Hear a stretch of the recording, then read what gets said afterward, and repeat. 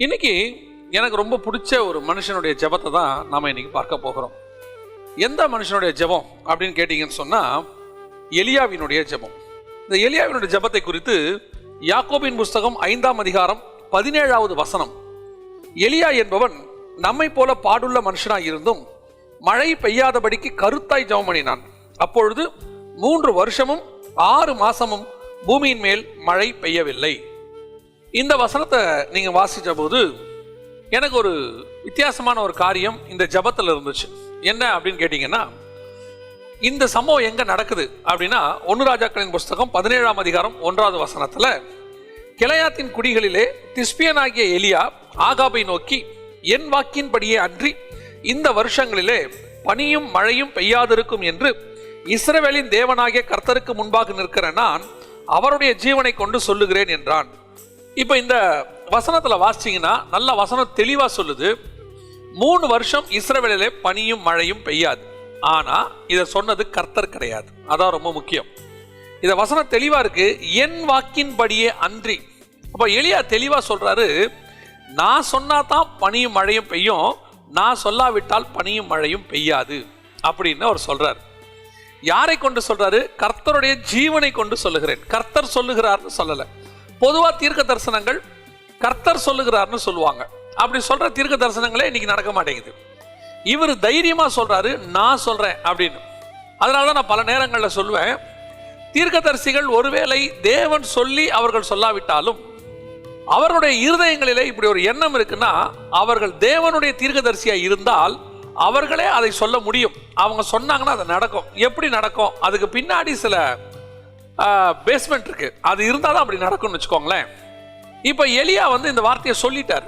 சொன்ன பிறகு அந்த 3 வருஷமும் அவர் போய் என்ன செய்யறாரு? பனியும் மழையும் பெய்யாதபடிக்கு கருத்தாய் ஜெபம் பண்ணினான். இதை சொல்லி முடிச்ச உடனே கர்த்தருடைய வார்த்தை அவனுக்கு உண்டாகி ஆண்டவர் சொல்றாரு, எப்பா நீ போய் கேரித்தாற்றங்கள்ல தங்கிரு, அங்க கொஞ்ச நாளைக்கு நான் உனக்கு காகங்களை கொண்டு போஷிப்பேன். திருப்பி ஆண்டவருடைய வார்த்தை வருது, பஞ்சம் அதிகமாகுது, நீ சாரிபாத் விதவின் வீட்டுக்கு போ, அங்க உன்னை நான் போஷிக்கிறதுக்கு ஒரு விதவை வீட்டை ரெடி பண்ணி வச்சிருக்கிறேன். இப்படி ஆண்டவர் சொல்லிட்டு இருக்கிறார். இப்போ பனியும் மழையும் பெய்யாதுன்னு சொன்னது எலியா. ஆனா எலியாவை கேரித்தாற்றங்கரைக்கு அனுப்பின உடனே எலியா போயிட்டு என்ன பண்ணிட்டு இருக்கிறாரு? இங்க எதுவுமே இல்லை, 1 ராஜாக்கள்ல ஒண்ணுமே இல்லை. அவன் அங்கே போய் தங்கி இருந்தான். மழையை பெய்ய சில நாளுக்கு அந்த ஆறு வற்றி போயிற்று, அவ்வளவுதான் இருக்கு 7ஆம் வசனத்துல. ஆனா திருப்பி ஆண்டவர் அவனை நோக்கி அப்படின்னு இருக்கு. இந்த கேரித்தாற்றங்கரையில் தங்கி இருக்கிற வரைக்கும் எலியா என்ன செஞ்சாரு அப்படிங்கிறது யாக்கோபு புஸ்தகம் 5ஆம் அதிகாரத்துல இருக்கு. அந்த மழை பெய்யாதபடிக்கு கருத்தாய் ஜெபம் பண்ணினான். இப்ப நல்லா கவனிச்சு பாருங்க, கர்த்தர் சொல்லி இருப்பாரானால் அதற்கு அவன் ஜெபிக்க வேண்டிய அவசியம் இல்லை. கர்த்தர் ஒன்னு சொல்லிட்டாரு அப்படின்னா அது நடக்க போகுது. அப்படின்னா அதுக்கு ஏன் அவன் ஜெபம் பண்ணணும்? இப்ப நான் சொல்றதை நல்லா புரிஞ்சுக்கோங்க.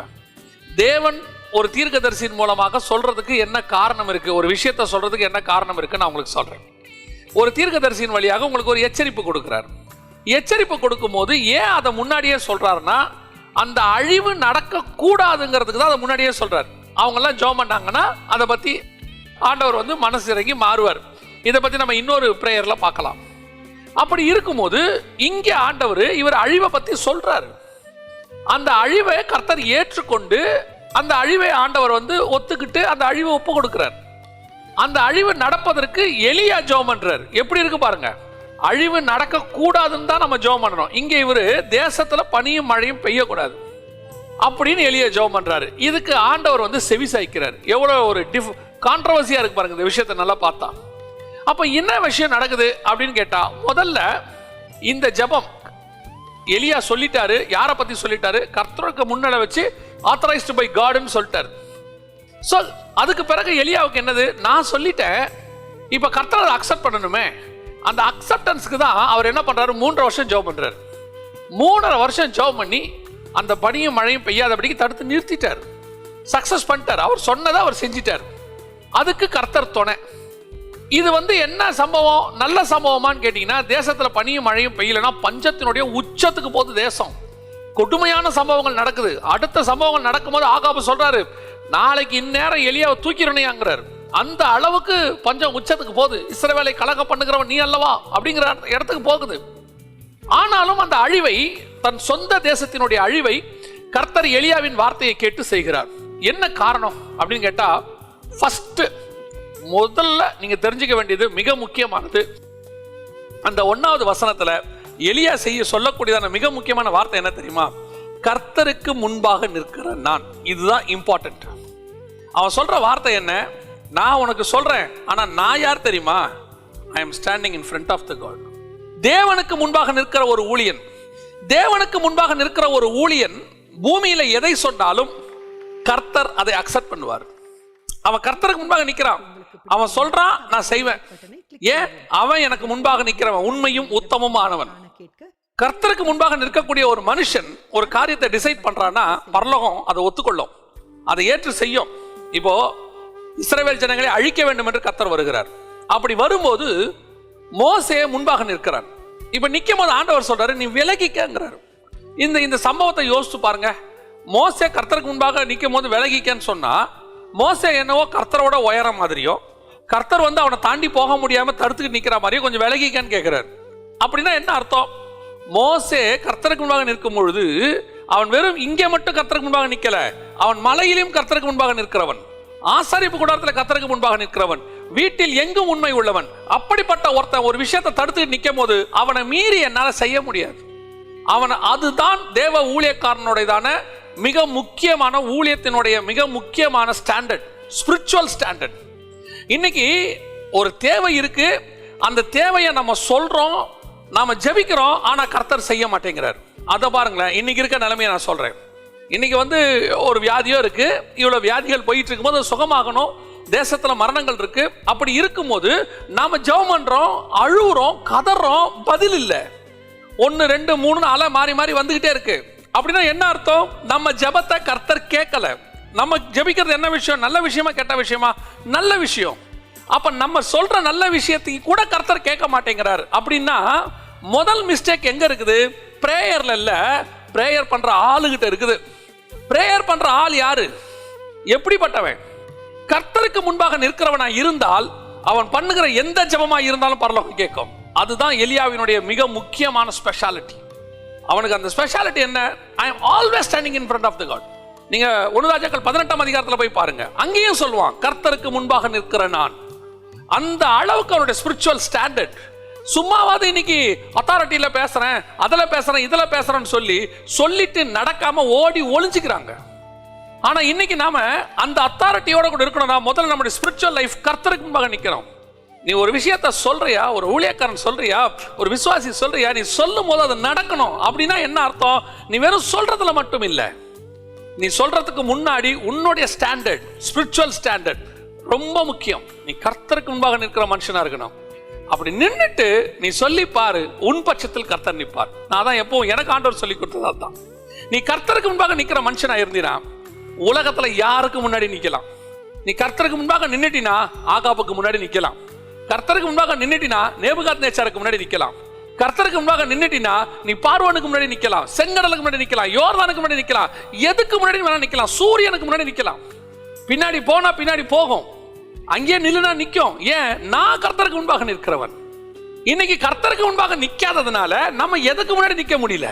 ஒரு ஒண்ணுமில்லாத போஸ்டிங்ல இருக்கிற ஆளெல்லாம் பார்த்து பயப்படுறோம். நான் சொல்லுவேன், நம்ம அந்தரங்கத்துல பூட்டிக்கிட்டு முழங்கால் போட்டு கர்த்தருக்கு முன்பாக நின்னா வெளியரங்கமா இருக்கிற அவனை கர்த்தர் மாற்றுவதற்கு வல்லமையுள்ளவராக இருக்கிறார். உன்னோட எப்பேற்பட்டதான காரியமா இருந்தாலும் தலைகீழ கர்த்தர் மாற்றுவார். நீ கர்த்தருக்கு முன்பாக நிக்கணும். அதுதான் இம்பார்ட்டன்ட். 2வது, எலியா இந்த ஜெபத்தை கர்த்தர் கேட்டார். ஏன் அப்படின்னு கேட்டீங்கன்னா, எலியா கிட்ட இருந்த ஒரு மிக முக்கியமான ஸ்பெஷாலிட்டியான விஷயம் என்ன தெரியுமா? அவனுக்கு அந்த தேசத்தில் நடக்கிற காரியங்களை பார்த்து அவனுக்கு ஒரு வைராக்கியம் இருந்துச்சு. அவன் சொல்றான், கர்த்தாவே வெகு பக்தி வைராக்கியமா இருந்தேன். 1 ராஜாக்கள் 19:10 சொல்றான், வெகு பக்தி வைராக்கியமா இருந்தேன். தேசத்துல ஒரு அநியாயம் நடக்குது, அந்த அநியாயத்தை பார்த்து என்னால பொறுத்துக்க முடியல ஆண்டவரே. எல்லாரும் போயிட்டாங்க, என்னால பொறுத்துக்க முடியல, நான் இப்படி செஞ்சுட்டேன் அப்படின்னும் போது கர்த்தருக்கு அந்த வார்த்தை ஏற்றதாக இருக்கிறது. ஆமாடா, எனக்குமே அப்படித்தானே அந்த தேசத்தை பார்த்தா இருக்கு, எனக்கு இருக்கிற வைராக்கியம் தானே உனக்கு இருக்கு. அதனால தான் அவன் ஒரு தேசத்தை அழிக்கிறதுக்கு, அழிக்க கூட இல்ல, அவங்கள திருத்துறதுக்கு அந்த தண்டனையை கொடுக்குறான். இப்ப கர்த்தருமே அதை தான் செய்ய போறார். கர்த்தர் தேசத்தை திருத்துறதுக்கு என்ன செய்வார்? நீங்க எப்போனா பாருங்க, ஒன்னு பஞ்சமா இருக்கும், ஒன்னு கொள்ளை நோயா இருக்கும், இல்ல பட்டயமா இருக்கும். இதுல ஏதாவது ஒண்ணுதான் கர்த்தர் யூஸ் பண்றாரு. நீங்க எரேமியா புத்தகத்தில் வாசிச்சாலும், எசேக்கியேல்ல வாசிச்சாலும், வெளிப்படுத்தின விசேஷத்தில் வாசிச்சாலும், அவர் யூஸ் பண்ற மெத்தட்ல எதெல்லாம் இருக்கும்னு பார்த்தீங்கன்னா, கொள்ளை நோய் இருக்கும், அப்படி இல்லைன்னா வந்துட்டு பஞ்சங்கள் இருக்கும், இல்ல பட்டயம் இருக்கும், இந்த மாதிரி ஏதாவது ஒரு விஷயம் தான் இருக்கும். இப்போ அதுல ஒரு ஆயுதத்தை தான் எடுத்து எலியா யூஸ் பண்றாரு. அவர் என்ன சொல்றாரு, இந்த தேசத்துக்கு பஞ்சம் வரும். இப்போ எலியா சொல்லாவிட்டாலும் இந்த இஸ்ரவேல் ஜனங்கள் இப்படி செய்வதற்கு கர்த்தர் ஏதோ ஒரு கருத்தை செய்வார். இதுக்கு முன்னாடியே நியாயாதிபதிகள் காலத்தெல்லாம் ஆண்டவர் செஞ்சிருக்கிறார். ஸோ கண்டிப்பா கர்த்தர் செய்வார். அப்போ எலியாவுடைய இருதயம் எந்த பக்தி வைராக்கியம், கர்த்தருக்கு இருக்கிற அதே வைராக்கியம், அந்த வைராக்கியம் உனக்கு வரணும். இன்னைக்கு அந்த இஸ்ரவேல் தேசத்துக்குள்ள 3 விதமான தீர்க்கதரிசிகள் இருந்தார்கள். ஒன்று, அங்கே போய் ஏசபேலோட கூட உட்காந்துக்கிட்டு அவ கூட பந்தியில சாப்பிட்டுக்கிட்டு அவளோட காம்ப்ரமைஸ் பண்ணிட்டு மினிஸ்ட்ரி பண்றவங்க. இவங்களுக்கு என்ன பிரச்சனை, ஏசபேலோடையும் இருந்துப்பாங்க, ஜனங்களோடையும் இருந்துப்பாங்க. ஏன்னா மினிஸ்ட்ரி நடக்கணும், மினிஸ்ட்ரி காம்ப்ரமைஸ் பண்ணி போகணும். பிரச்சனையே இல்லப்பா, ஓகே லிமிட் விடு, நமக்கு என்ன பிரச்சனை. இந்த எலியா பைத்தியக்கார பைய போயிட்டு கவர்மெண்ட்டை பகச்சுக்கிறான், ஏசபேல பகச்சுக்கிறான், ஆகாப்பா பகச்சுக்கிறான், பாரு விட்டுட்டு வனாந்தரத்தில் ஓடிக்கிட்டு இருக்கான். நம்ம பாரு பீஸ்ஃபுல்லா மினிஸ்ட்ரி பண்றோம். இப்படி ஒரு குரூப் இருக்கு. ரெண்டாவது ஒரு தீர்க்கதரிசி கூட்டம் இருக்கு. அவங்க யாரு, ஏசபேலோடையும் சேர மாட்டாங்க, அதே நேரத்துல வைராக்கியமா இறங்கியும் பேச மாட்டாங்க. அவங்கள பொறுத்த வரைக்கும் ஒரு கெபிக்குள்ள மறைஞ்சிருக்கிற தீர்க்கதரிசி. அவங்கள பொறுத்த வரைக்கும் நாம உண்டு, நம்ம ஸ்பிரிச்சுவல் லைஃப் கரெக்டா இருக்கா, நாம ஒழுங்கா போயிட்டு இருக்கிறோமா, நாம கரெக்டா இருக்கிறோமா, அது வரைக்கும் போதும், விடு, தேசம் எக்கேடு கேட்டா அது பாட்டு ஆண்டவர் பார்த்துக் கொள்வார், நம்ம பாட்டு நம்ம வேலையை பார்ப்போம் அப்படிங்க சொல்லக்கூடியதான ரெண்டாவது தீர்க்கதரிசி. இன்னொரு தீர்க்கதரிசி கூட்டம் இருக்கு. இது யாரு, பக்தி வைராக்கியம் உள்ளதான தீர்க்கதரிசி, அதான் எலியா. இப்படி ஒரு கூட்டம் இருக்கு. இதால சும்மா இருக்க முடியாது, இதை எதையாவது சரி பண்ணணுமே, இதை எதையாவது கரெக்ட் பண்ணணுமே, எப்படியாவது இவனுங்களை மாத்தணுமே, தேவ ஜனங்களை கொண்டு வரணுமே, நியாய தீர்ப்புக்கு போனா ஆண்டவர் அடிச்சா இவனுங்க தாங்க மாட்டானுங்களே, இவனுங்களை எப்படியாவது ஆண்டவர்களை கொண்டாடணுமே, ஏதோ ஒரு வைராக்கியம். இப்படி ஒரு கூட்டம் இருக்கு. இதுல நீங்க எந்த கூட்டம்னு பார்க்கணும். எந்த கூட்டத்தில் இருக்கிறோம். சிலர்லாம் வந்து இன்னைக்கும் அப்படி இருக்கிறாங்க, காம்ப்ரமைஸ், எல்லாத்தோடையும் போயிட்டு உட்காந்துக்கிட்டு எல்லாரோடையும் உட்காந்துப்பாங்க, இங்கேயும் தலையை கட்டுவாங்க, அங்கேயும் வாழை காட்டுவாங்க, எல்லாருக்கும் நல்லவனா இருக்கணும்னு நினைப்பாங்க. எல்லாருக்கும் நல்லவனா ஒருத்தனால உலகத்துல வாழவே முடியாது. எப்படி எல்லாருக்கும் நல்லவனா வாழ முடியும்? நீங்க பிசாசுக்கு நல்லவனா இருந்தா தேவனுக்கு கெட்டவனா இருக்கணும், தேவனுக்கு நல்லவனா இருந்தா பிசாசுக்கு கெட்டவனா இருக்கணும். நீங்க ஆவியில உண்மை உள்ள இருந்தா மாம்சத்துக்கு அழிவுக்கு நேராக போகணும், மாம்சத்துல நீங்க வாழ்ந்தா உங்க ஆவியை நீங்க துக்கப்படணும். எப்படி நீங்க ரெண்டுத்துக்கும் ஒன்றா ஒத்து போக முடியும்? இதுக்கு பேரு சமயோஜித புத்திம்பாங்க. இதெல்லாம் வந்து நம்ம அப்படியே போய்க்கணுங்க, ஏசபேல்கிட்டயும் போய் அப்படியே உட்காந்துக்கணும், அப்படியே கவர்மெண்ட் கூப்பிடும் போது போய் உட்காந்து அவங்களே சாப்பிட்டுக்கணும், போட்டோ எடுத்துக்கணும், எல்லாம் பண்ணிக்கணும். அப்புறம் இங்கே வரும்போது வைராக்கியமா பேசிக்கணும், கர்த்தாவே தேசத்தில் ஒரு பெரிய எழுப்புதலை கட்டளையிடும். வராது, மூலமா வரவே வராது, வேஸ்ட். இன்னொன்னு இருக்கு, நான் உண்டு என் வேலை உண்டு. இவர்கள் என்ன செய்வாங்க தெரியுமா, இவங்க இந்த பந்தியில போய் உட்கார்ற இந்த தீர்க்கதரிசிகளை பத்தி குறை பேச மாட்டாங்க, அதை பத்தி அவங்க தேவையும் கிடையாது. என் வேலை ஜெபம் பண்றது, பைபிள் வாசிக்கிறது, எனக்கு கொடுத்த ஊழியத்தை நான் செஞ்சுட்டு நான் போறேன். ஏன் சபை வளருதா, ஏன் ஊழியம் வளருதா, நான் செட்டில் ஆனா பிரச்சனை ஓவர்.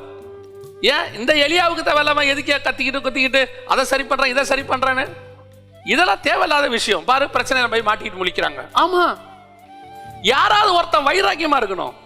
அந்த வைராக்கியம் உள்ளவன் சொல்லுகிறதை கர்த்தர் கேட்பார்.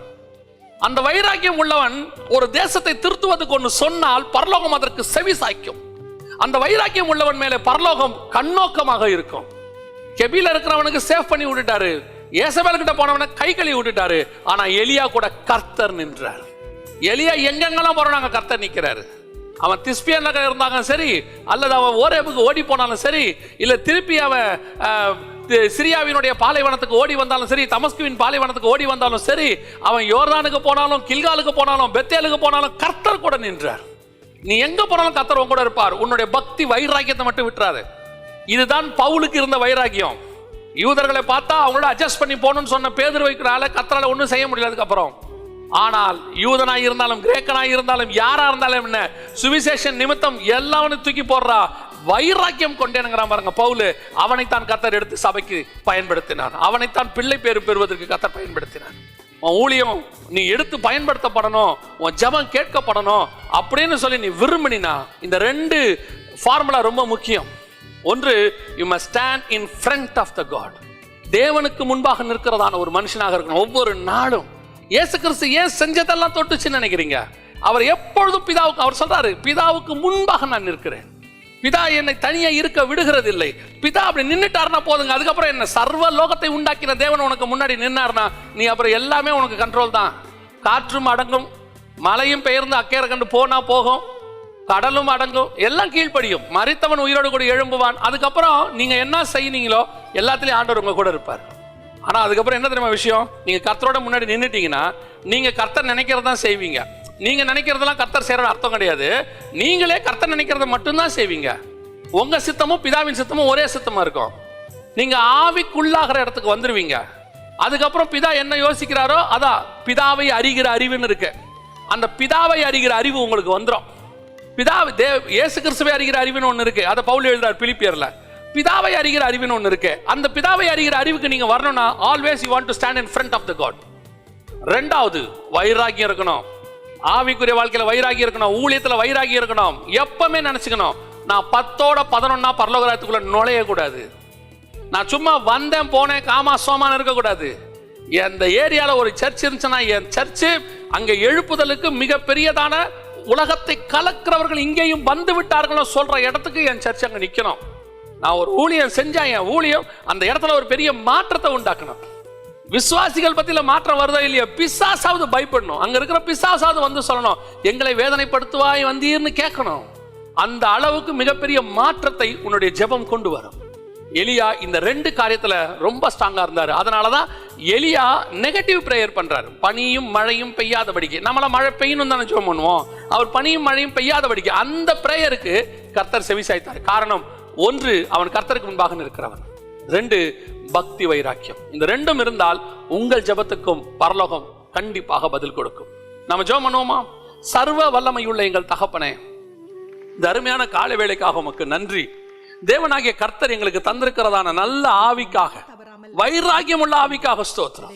ஆண்டவரே, பவுல் ஆவியில வைராக்கியம் கொண்டு நாங்கள் வாசிச்சோமாப்பா. அந்த ஆவியில வைராக்கியம் கொள்ளுகிறவங்க நாங்கள் மாறட்டும். ஆண்டவரே, மாம்ச வைராக்கியம் எங்களுக்கு வேண்டாம்ப்பா. தேசத்துல இருக்கிற அக்கிரமங்கள் அநியாயங்களை பார்க்கும் பொழுது எங்களுக்கு மாம்சத்துல வைராக்கியம் வர வேண்டாம், ஆவியில வைராக்கியம் வரட்டும். அதுக்கு முன்பாக நாங்கள் ஒவ்வொரு நாளும் உம்முடைய சமூகத்தில் நிற்கிறவர்களாக, உமக்கு முன்பாக நிற்கிறவர்களாக, உம்மை தரிசிக்கிறவர்களாக, உம்முடைய சத்தத்தை கேட்கிறவர்களாக, உம்மை முகமுகமாய் பார்க்கிறவர்களாக, உம்முடைய மகிமையை உணர்கிறவர்களாக, ஆண்டவரை இன்னும் மகிமையை பார்க்க வேண்டும் என்று வாஞ்சை உள்ளவர்களாக, உம்மோடு கூட நடக்கிறவர்களாக, உம்மோடு கூட சஞ்சரிக்கிறவர்களாக நாங்கள் மாறட்டும். நாங்கள் தைரியமா சொல்லணும், கர்த்தருக்கு முன்பாக நிற்கிற நான் என்று சொல்லி. ஆண்டவரே, அந்த வைராகியம் அந்த ஒரு இடத்துக்கு நாங்கள் வந்துட்டோம். உலகத்துல யாருக்கு முன்னாடி எங்களால் நிற்க முடியுமேப்பா. எங்களுக்கு அப்படி ஒரு கிருபை பாராட்டுங்க. இதை பார்க்குற ஜெபிக்கிற ஒவ்வொருத்தருக்கும் கர்த்தர் அப்படி ஒரு ஆவியில வைராக்கியமும் அப்படி ஒரு ஆவிக்குரிய வாழ்க்கையும் கட்டளை எடுங்க. ஆண்டவரே, கிருபையுள்ள கரத்துல தாழ்த்துகிறோம். எங்கள் விசுவாசிகள் மாத்திரமல்ல, ஒவ்வொரு ஊழியரும் இப்படி ஒரு வைராக்கியம் உள்ளவர்களாய் மாற கர்த்தர் கிருபை பாராட்டும், வழி நடத்தும். இயேசுவின் நாமத்தில் பிதாவே.